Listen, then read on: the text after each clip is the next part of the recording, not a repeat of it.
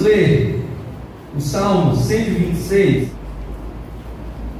que diz assim: quando o Senhor restaurou a sorte de Sião, ficamos como quem sonha.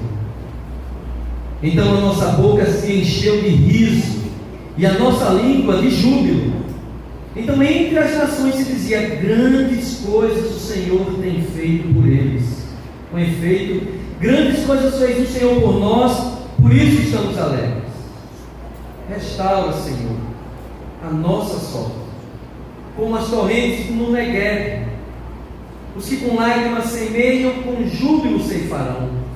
Quem sai andando e chorando enquanto semeia, voltará com júbilo, trazendo seus feixes. Oremos. Senhor, leva a nossa mente cativa ao Senhor nesta hora e fala conosco em nome de Jesus. Amém. Meus irmãos, alguém já disse que a dor é inevitável, mas o sofrimento é opcional. E esta verdade, essa frase, essa afirmação traz duas lições para a vida, traz duas verdades que são universais. A primeira delas é que a dor é uma experiência de todos. A dor é uma experiência da humanidade. Nós sofremos, entre outras causas biológicas, nós sofremos porque somos seres humanos caídos, tocados pelo pecado desde a nossa origem. A dor lembra que nós somos seres limitados. A outra verdade é que, enquanto a dor seja uma experiência universal, da qual ninguém pode fugir, porque ela também sinaliza algo do nosso mecanismo de sobrevivência, o sofrimento não é necessariamente universal. O sofrimento é optativo. O sofrimento depende da maneira como lidamos com a nossa dor. E o conceito de sofrimento nos traz uma ideia de algo que se prolonga a dor. O sofrimento diz respeito à maneira como você sente a sua dor e decide senti-la. Portanto, alguns sentem doer e não vão sofrer. Outros sentem a dor e vão estender esta dor por mais tempo que o necessário. Por isso, quem cunhou essa expressão disse que a dor é inevitável, mas o sofrimento é optativo. O salmo que eu acabei de ler junto com vocês, ele é construído com esse entendimento. E para que nós possamos compreendê-lo, precisamos voltar um pouco na história de Israel. O pano de fundo desse salmo que nós gostamos tanto: quem com lágrimas semeia, com júbilo ceifará. Nós gostamos tanto, nós falamos dele tanto no meio das lutas, mas nós precisamos compreender o contexto existencial desse salmo. E para isso nós vamos ao cativeiro babilônico, porque foi ali que aquele povo experimentou a dor de ser desterrado, a dor de ver a cidade dos seus pais destruída, a dor de não poder contemplar os túmulos dos seus antepassados mais, porque tudo foi pilhado, ficou para trás, e os mais jovens foram levados para a Babilônia e os velhos deixados ali para morrer.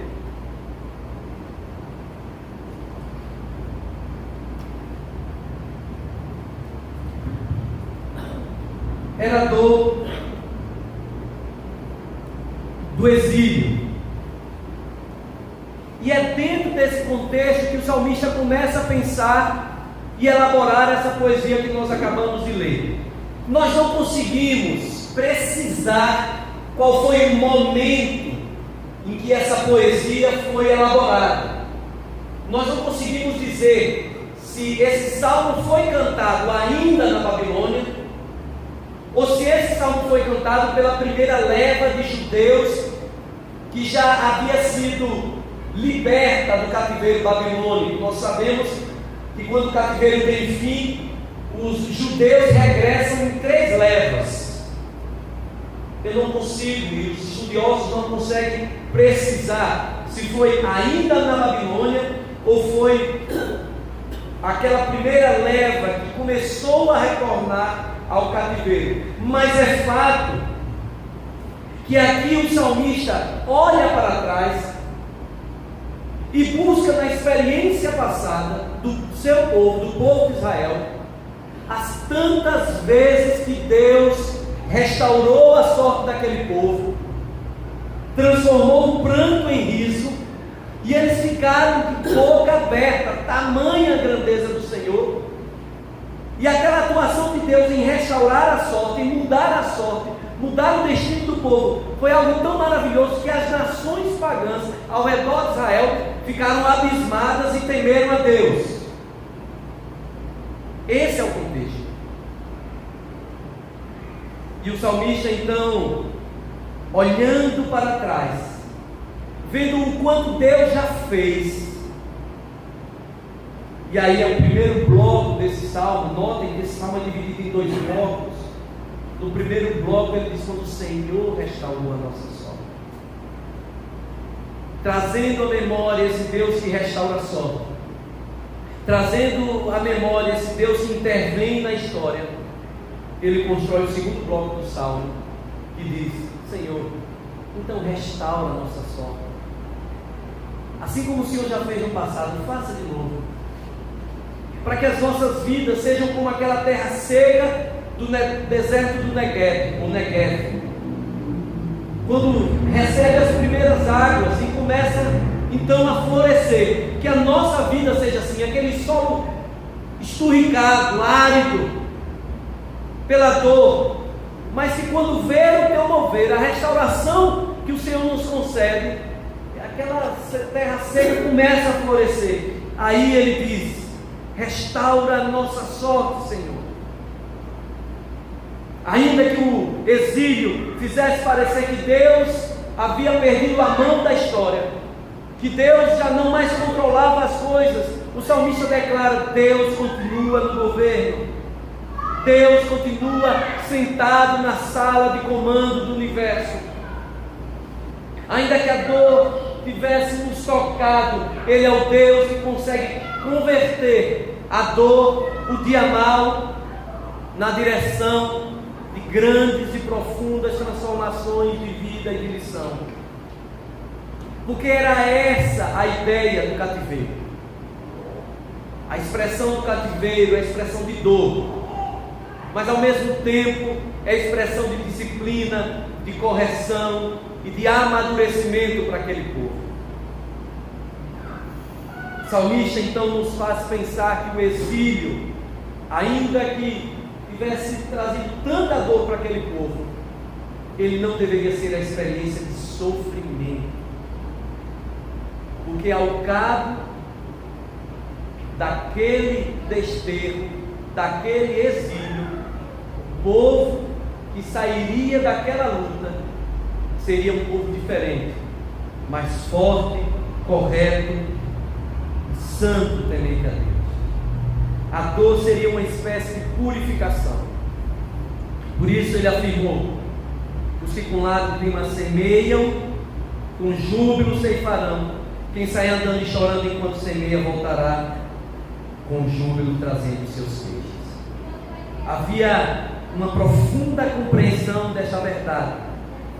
A dor não pode ser prolongada para o sofrimento. É isso que o salmista está nos querendo dizer. A dor precisa ser regada com lágrimas férteis. Você e eu vamos viver a experiência da dor. E quando ela vier, nós precisamos aprender a chorar a dor. Não de maneira estéril, mas chorar a dor de maneira fértil. Chorar a dor de forma que, mesmo na aridez do exílio, mesmo na aridez da dor, algo novo brote. E quando ela passar, nós não voltaremos de mãos vazias. Quando a sua luta se encerrar, você sairá com as mãos cheias, grande e farta colheita. Por isso é preciso aprender a chorar lágrimas férteis, lágrimas que fertilizam o solo seco da dor, lágrimas que não nos tornam escravos do sofrimento. E o que seria então essas lágrimas? Lágrimas férteis. Para que você entenda o que é que o salmista está falando sobre essas lágrimas que semeiam o deserto da dor, eu quero convidar você a ler o livro do profeta Jeremias, capítulo 29. Nós vamos ler do verso 4 ao verso 14, que aqui é o contexto histórico do Salmo 126. Jeremias 29, verso 4 diz assim: assim diz o Senhor dos exércitos, o Deus de Israel, a todos os exilados que eu deportei de Jerusalém para a Babilônia. Aí veja o que é que o Senhor está dizendo: edificai casas e habitai nelas, plantai pomares e comei o seu fruto, tomai esposas e gerai filhos e filhas, tomai esposa para vossos filhos e dai vossos filhos a maridos, vossas filhas a maridos, para que tenham filhos e filhas. Multiplicai-vos aí e não vos diminuais. Procurai a paz da cidade para onde vos desterrei, e orai por ela ao Senhor, porque na sua paz vós tereis paz. Porque assim diz o Senhor dos exércitos, o Deus de Israel: não vos engane os vossos profetas que estão no meio de vós, nem os vossos adivinhos, nem deis ouvidos aos vossos sonhadores, que sempre sonham segundo o vosso desejo, porque falsamente vos profetizam eles em meu nome. Eu não os enviei, diz o Senhor. Aí ele continua: assim diz o Senhor: logo que se cumprirem para a Babilônia 70 anos, atentarei para vós outros e cumprirei para convosco a minha boa palavra, tornando a trazer-vos para este lugar. Eu é que sei que pensamento tenho a vosso respeito, diz o Senhor, pensamentos de paz e não de mal, para vos dar o fim que desejais. Então me invocareis e passareis a orar a mim, e eu vos ouvirei. Buscar-me-eis e me achareis, quando me buscardes de todo o vosso coração. Serei achado de vós, diz o Senhor, e farei mudar a vossa sorte. Congregar-vos-ei de todas as nações e de todos os lugares para onde vos lancei, diz o Senhor, e tornarei a trazer-vos ao lugar de onde vos mandei para o exílio. Esse é o contexto. Lendo Jeremias 29, você entende o Salmo 126. Antes do salmista viver a experiência que o fez escrever aquela poesia, o Senhor já havia enviado uma mensagem por meio do profeta Jeremias. Jeremias estava dizendo assim: o Senhor mandou avisar que por conta da dureza do coração de vocês, Ele vai levá-los ao exílio, mas lá vocês precisam viver a vida. Vocês vão casar, vocês vão ter filhos, vocês vão dar os seus filhos em casamento, vocês vão semear, vocês vão colher, e vocês vão orar pela paz daquela nação, porque mesmo na dor, vocês precisam viver. Mesmo na dor, vocês precisam continuar florescendo, porque eu vos levo à dor, não ao sofrimento. Vocês vão para o exílio, vão chorar porque estarão longe da terra de vocês, mas chorem essas lágrimas, lágrimas férteis. São essas lágrimas que o profeta deixa muito claro para que a gente entenda quais são as lágrimas que o salmista está falando. As lágrimas férteis são, primeiro, lágrimas de quem tem o coração quebrantado. É o verso 12 quem diz: então me invocareis e passareis a orar a mim, e eu vos ouvirei. O texto está falando, olha, lá no exílio, quando estiver doendo muito, vocês vão lembrar de mim. Porque o exílio e a dor vai quebrantar os corações de vocês, vai quebrar esse orgulho que vocês têm, essa dura cerviz, esse pescoço duro que vocês têm, quando me esqueceram aqui na terra prometida.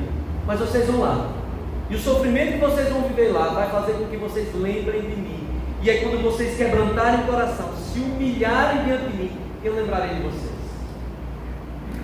Lágrimas férteis, quando nós passamos a dor, são lágrimas de quebrantamento. Quebrantamento traz a ideia de quebra, de ruptura. E no contexto bíblico, toda vez que essa palavra surge, traz a ideia de um estilo de vida que é interrompido bruscamente e modificado para um novo estilo de vida. É a ideia de conversão do coração, de abandono de uma conduta que não desagradava ao Senhor, e para adotar uma vida que agrada ao Senhor. Quando nós vivemos as nossas dores, as nossas lágrimas precisam ser choradas em quebrantamento. As nossas lágrimas precisam ser choradas com o espírito de quem reconhece que nada é sem o Senhor. As nossas lágrimas precisam ser choradas com vestes de humildade, sem nenhum orgulho, sem nenhuma autossuficiência, sem nenhuma vaidade. As nossas lágrimas precisam ser derramadas perguntando ao Senhor: Deus, o que é que o Senhor quer me ensinar nisso tudo?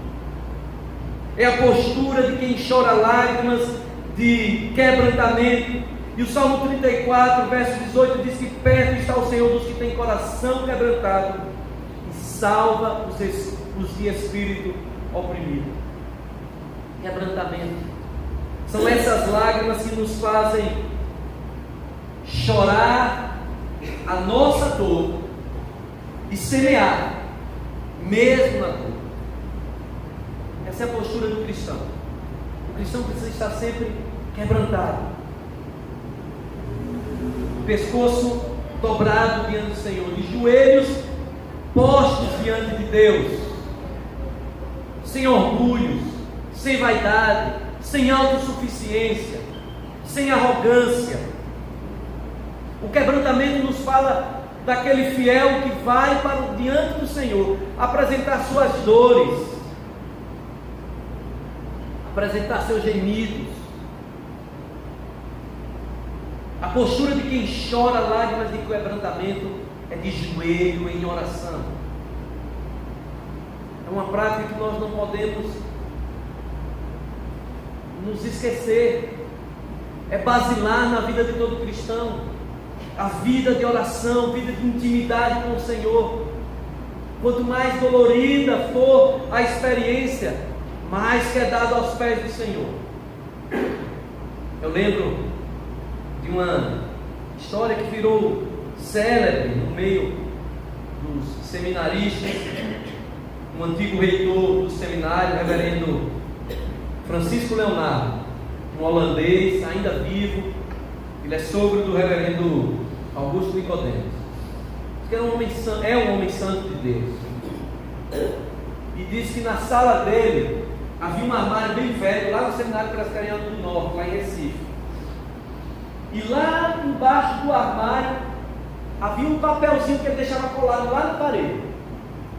E sempre que chegava um seminarista mais posudo, meio arrogante, querendo reivindicar todos os direitos dele, dizem que seminarista não é nem crente nem gente. Então, isso tem sempre. Ele dizia: meu filho, você consegue ler o que está ali embaixo? À primeira vista ninguém avistava o que estava. Ele: não. Então, se aproxime. A pessoa ia se aproximando. Quando percebia, ela estava de joelho com a cara no chão, lendo lá embaixo que estava escrito assim: que ele cresça e que eu diminua. quem vivia essa experiência disse que o seminarista já não conseguia levantar, olhando nos olhos do reverendo Francisco Leonardo, já levantava em prantos, em lágrimas, e a conversa acabava ali. Ele dava meia volta e saía da sala. Todo o orgulho era quebrado. A nossa dor tem que nos botar de joelho, e nós vamos lembrar: Senhor, que eu diminua e que o Senhor cresça no meio da minha dor. São lágrimas de quebrantamento que nos fazem irrigar as nossas dores. Mas lágrimas de quebrantamento, lágrimas férteis, são também lágrimas de quem tem um coração esperançoso. O verso 11 diz assim: eu é que sei que pensamentos tenho a vosso respeito, diz o Senhor, pensamentos de paz e não de mal, para vos dar o fim que desejais. Esperança é a crença na possibilidade de resultados relacionados às circunstâncias. Todo mundo, de alguma maneira, tem esperança, precisa ter. Acreditar nos resultados. Quem não tem esse nível primário de esperança deve viver uma vida muito difícil. Você trabalha e tem esperança que haverá um bom resultado do seu trabalho. Esse é um nível geral. Mas quando nós falamos de esperança da perspectiva bíblica, cristã, ela vai muito além de mera força de vontade, de mero pensamento positivo, como se pela simples vontade nós tivéssemos o poder de criar o que não existe. Quase um pensamento mágico. Pense, pense, pense. Força de vontade, vai transformar, vai mudar. O pensamento cristão não é esse. E eu já contei essa história, acredito que na classe de escola bíblica. Uma determinada irmãzinha achava que já tinha passado do tempo, já estava dobrando o cabo da boa esperança, e ela começou a orar com tanta esperança: Senhor, cadê o meu varão? Meu Deus, eu quero. E ela começou a orar com esperança. Ela acreditava que o simples fato de orar ia mover a circunstância e esse homem ia aparecer assim. E diz que um dia ela estava de joelho na igreja, orando, já estava tão angustiada, e já começou a orar alto, e um irmãozinho, que também nunca tinha sido percebido na igreja, que era um pouco fraco de feição, né? Um eufemismo. Ele percebeu que ali era a chance dele. E quando ela orou: Deus, eu não aguento mais esperar, Senhor, por favor, eu quero meu homem, o meu varão, meu escolhido. O que o Senhor mandar, eu vou aceitar. Ele pegou e ficou do lado dela. Ela disse: Deus, quando eu abri os olhos, o primeiro que estiver aqui é o homem que o Senhor escolheu para mim. Quando ela abriu o olho, que viu aquele irmão, ela voltou a orar: Senhor, brincadeira tem hora. Brincadeira tem hora, Senhor. Não é possível. Não é esse tipo de esperança. A esperança cristã, ela se solidifica, ela está ancorada, não numa força de vontade, não no nosso querer, mas a esperança cristã está alicerçada na promessa do Senhor. O povo começou a chorar lágrimas férteis, porque havia promessa de Deus para eles. Eu é que sei os pensamentos que tenho a respeito de vocês. Os meus pensamentos são muito melhores para vocês do que o pensamento de você acerca de você mesmo. E os meus pensamentos são sempre pensamentos bons para você. Eu vou dar um fim, o melhor fim para vocês. E aí então esse povo começa a chorar a sua dor com lágrimas esperançosas. Bem-aventurado aquele que tem o Deus de Jacó com seu auxílio, cuja esperança está no Senhor, seu Deus. Salmo 146, 5. A nossa esperança no meio da dor é saber que há um Deus que cuida de nós. A nossa esperança no meio da dor é saber que há um Deus que mesmo no leito da enfermidade diz que vai afofar o nosso leito. A nossa esperança no meio da dor é saber que há um Deus que se compadece de nós, como nós cantamos aqui na primeira canção. A nossa esperança é saber que há um Deus que, se for agradável a Ele manifestar poder, cura e milagre, Ele fará. Nós não ancoramos a nossa esperança em simples força de vontade. Nós ancoramos a nossa esperança num Deus que diz que bem nenhum negligenciaria para os seus filhos. Não vai faltar bem nenhum para você, Silinha. Não tem faltado. Deus tem dado graça. Deus tem dado graça para o Alessandro. Deus tem dado graça para a Palma, para a Mônica. Deus tem dado graça para você e para mim. Olha para trás. O que Ele já fez por nós. Ele não mudou, Ele vai continuar fazendo. Chore lágrimas que não anestesiam para a dor, porque vai doer. Mas chore lágrimas aos pés daquele que sofreu a nossa dor. O autor da carta aos Hebreus diz que em tudo Ele conheceu a nossa humanidade, a não ser no pecado. Deus sabe o que você está sentindo. Deus conhece as suas lágrimas. E Deus faz brotar da dor uma planta viçosa.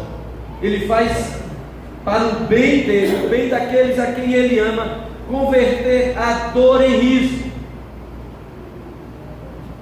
São lágrimas de quem tem um coração esperançoso. Mas lágrimas férteis são também lágrimas de quem tem um coração em paz.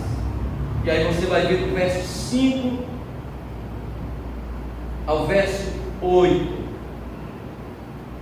o Senhor dizendo o seguinte: olha, vocês vão para o exílio, mas fiquem tranquilos, lá haverá vida para vocês. Edifiquem casas, casem, tenham seus filhos em casamento, plantem, colham e orem pela paz daquela cidade, porque vocês vão viver paz no exílio. Veja que coisa curiosa. Hoje pela manhã nós estudamos com Adilson e ele falou isso. Como é que nós imaginaríamos a reconstrução pós-exílica, né? Nós teríamos um plano diferente dos planos de Deus. Como militar, a gente pensa o seguinte: qual seria a primeira ação ali? Guarnecer a cidade. Então, reconstruir o muro. E depois estava dentro. Os planos de Deus são diferentes. Não, a cidade vai ficar desguarnecida. Eu vou construir primeiro o templo, a minha casa, e depois eu faço as outras coisas. Deus tem um plano dele e Ele faz da melhor maneira. Primeiro começa a paz interior, depois é que as circunstâncias vão mudar.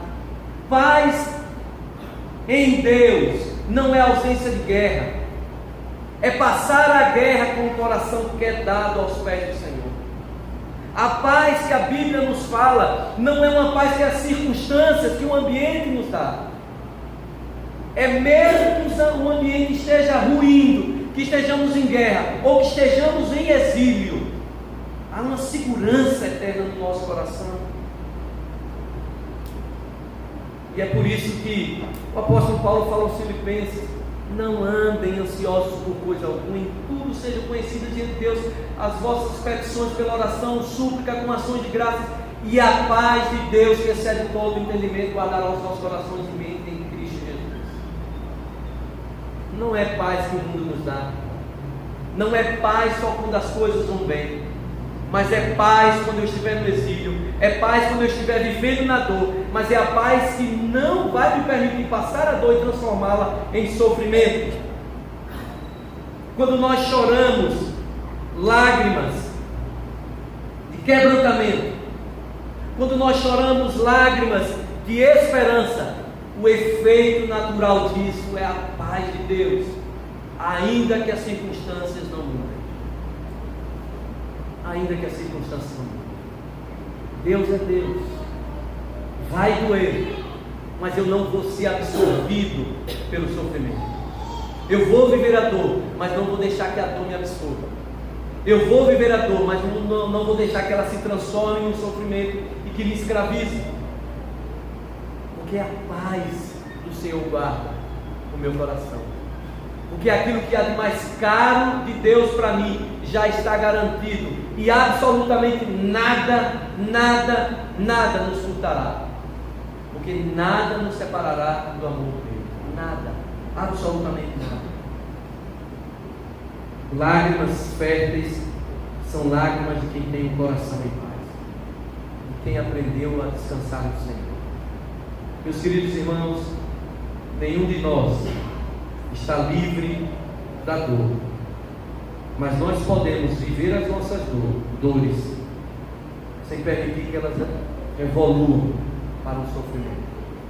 Nós podemos viver as nossas dores, mas vivê-las com o coração sempre quedado aos pés do Senhor. Viver sempre com a esperança no Deus que intervém e no Deus que nos fará gozar de equilíbrio e paz, ainda que o cenário não mude, ainda que o exílio continue ali. Por isso o salmista dizia: Senhor, então restaure a nossa sorte. Eu quero ter um momento de oração. Eu quero ter um momento em que nós vamos pedir que Deus nos ensine a chorar essas lágrimas. E se você tem vivido o seu momento de dor, nós vamos pedir que o Senhor te faça derramar essas lágrimas para regar a sua dor, para que no tempo certo Deus te faça voltar colhendo os feixes, um grande colheita. Nós não sabemos qual é o fim, nem quando será, mas nós sabemos que Deus tem um fim para todas as coisas. Se você quiser orar comigo, você pode ficar de pé. Se você quiser receber essa oração, você também vai poder ficar de pé. Nós vamos clamar a Deus e pedir que Deus nos ensine então a chorar essas lágrimas. Deus amado, nós somos frágeis e pequenos. O Senhor sabe que é impossível que outra pessoa mensure a minha dor. É impossível. Só eu sei quando a dor está latejando. Só eu sei quando as noites são mal dormidas. Só eu conheço a minha dor no corpo e na minha alma. Mas nós queremos então pedir ao Senhor, que sabe tudo isso, porque só o Senhor pode compreender e mensurar as nossas dores, que nos ensine a chorar férteis lágrimas, lágrimas de quebrantamento, buscando entender a dor e buscar nela algo que o Senhor tem para nós, buscando sentir a dor, mas com a esperança de um Deus que promete cuidar de nós e que não nos abandonará, buscando viver esta dor em tranquilidade e paz. Ensina-nos, ó Deus, a derramar as nossas lágrimas, para que nós possamos, no tempo certo, ver florescer, ainda que no deserto mais árido, plantas, flores, frutos, e no tempo certo nós haveremos de colher, que é isso que a tua palavra nos diz. Ajuda-nos, ó Deus, tenha compaixão de nós e nos sustente nas nossas dores. Assim nós oramos e pedimos que o Senhor visite cada um destes irmãos que estão de pé, que o Senhor seja o bálsamo para cada um deles, e que o Senhor chore com eles as suas dores, em nome de Jesus. Concede a nós, ó Deus, uma semana de graça e paz, guardando-nos de todo o mal, convertendo os nossos corações ao Senhor todos os dias, orientando nas escolhas que vamos fazer, dirigindo o nosso trabalho, de maneira que sejamos prósperos em tudo e o nome do Senhor seja reconhecido. Guarda aqueles que não puderem estar conosco hoje. Abençoa o pastor Aurismar na sua viagem de retorno, livra de todo mal. Assim nós rogamos em Cristo Jesus, nosso Senhor. E que a graça do nosso Senhor e Salvador Jesus Cristo, o amor de Deus, o nosso eterno Pai, a comunhão, o consolo e as bênçãos do Espírito Santo, depois sobre vós, sobre os vossos lares, sobre todo aquele que espera a volta de Cristo, hoje e sempre. Amém.